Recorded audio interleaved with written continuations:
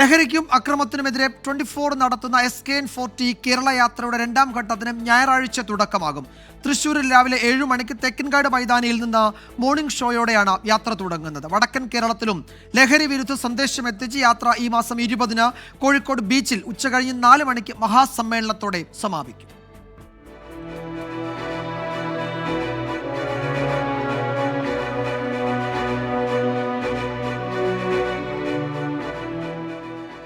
ലഹരിക്കും അക്രമത്തിനുമെതിരായ SKN40 Kerala യാത്രയുടെ ആദ്യഘട്ടം ജനപങ്കാളിത്തം കൊണ്ട് ശ്രദ്ധേയമായിരുന്നു.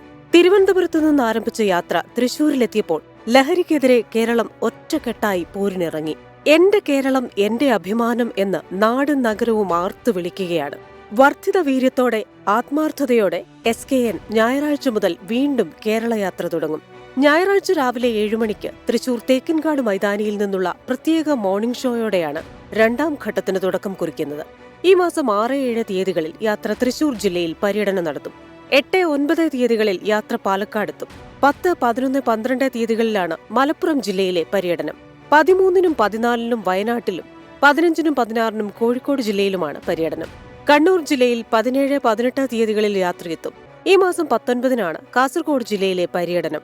20-ാം തീയതി കോഴിക്കോട് ബീച്ചിലാണ് യാത്രയുടെ സമാപനം. സമാപന ചടങ്ങിൽ 1 ലക്ഷത്തോളം പേർ പങ്കെടുക്കും. News desk 24.